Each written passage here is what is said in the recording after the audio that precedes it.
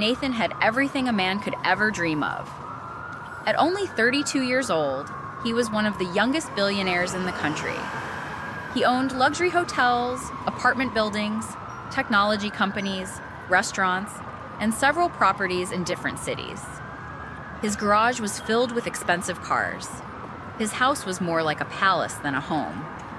Whenever Nathan entered a room, people noticed him. Businessmen wanted to work with him. Politicians wanted to meet him. And women wanted to be close to him. But there was one thing Nathan didn't have: someone he could truly trust. For years, Nathan had wondered whether people loved him for who he was or simply because he was rich. So this is the story of the billionaire who disguised himself as a poor man to find a loyal wife. Don't forget to like, comment, and subscribe to the channel. One evening, Nathan sat alone in his enormous penthouse, looking down at the city lights. His closest friend, Kojo Gyasi, sat across from him. Kojo had known Nathan since they were young, long before Nathan became a billionaire. Kojo looked at his friend and asked, "You've been quiet all evening. What's wrong?" Nathan sighed. "I'm tired." "Tired of what?" "People." Kojo laughed. "That's a strange thing to hear from a billionaire." Nathan didn't smile. "That's exactly why I'm tired." Kojo became serious. Nathan continued, "Everyone wants something from me. If I take a woman to an expensive restaurant, she's happy. If I buy her something expensive, she loves me. But I don't know if she would still love me if I had nothing." Kojo looked at him carefully. "So, what are you going to do?" Nathan looked toward the window. "I'm going to find out." Kojo frowned. "Find out what?" "Whether someone can love me without knowing I'm rich." Kojo stared at him. "What are you thinking?" Nathan smiled. "I'm going to disappear." Kojo laughed. "You can't be serious." "I am." Nathan explained his plan. He would leave the city. He would stop wearing expensive clothes. He would drive an old car. He would rent a cheap apartment. He would find an ordinary job. And most importantly, he would tell everyone he met that he was struggling financially. Kojo shook his head.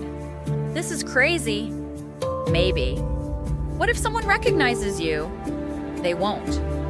"What if you actually fall in love?" Nathan smiled. "Then I'll know she loves me for me." The following week, Nathan disappeared from public life. His expensive suits were packed away. His luxury watch was removed. His expensive car stayed behind. He put on old jeans, a faded shirt, and worn-out shoes. His trusted assistant, Mr. Boabeng, helped him prepare everything. "Sir, are you certain about this?" Mr. Boabeng asked. Nathan nodded. "For once, I want to live without people knowing my bank balance." Mr. Boabeng sighed. "Then, please be careful." Nathan smiled. "I will." He drove to a distant city called Belmont. Nobody there knew him. Nobody recognized his face. Nobody knew he was worth billions. Nathan rented a tiny apartment in an old building. The room had one small bedroom, a broken-looking sofa, and an old kitchen.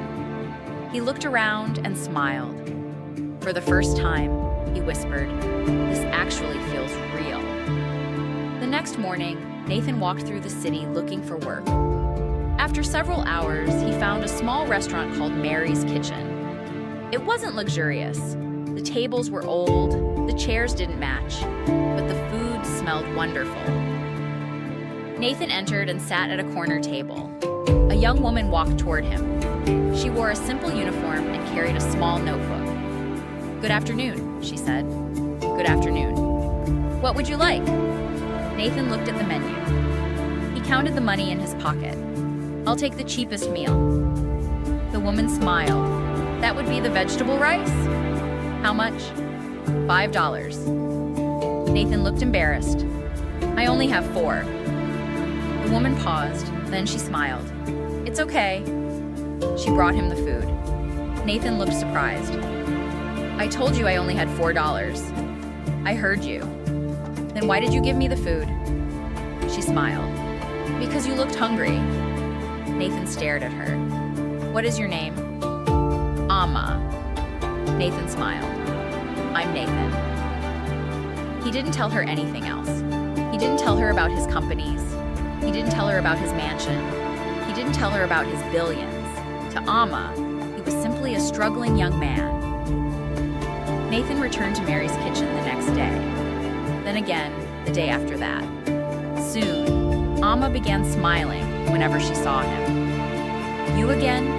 Nathan laughed. Your food is good. You always order the cheapest thing. Because I'm broke. Amma laughed. So am I. Nathan looked at her. You? Amma nodded. I work here during the day. And at night, I clean offices. Nathan was surprised. Why do you work so much? To help my mother. What is your mother's name? Hannah. Nathan smiled. She must be proud of you. Amma looked down. I hope so.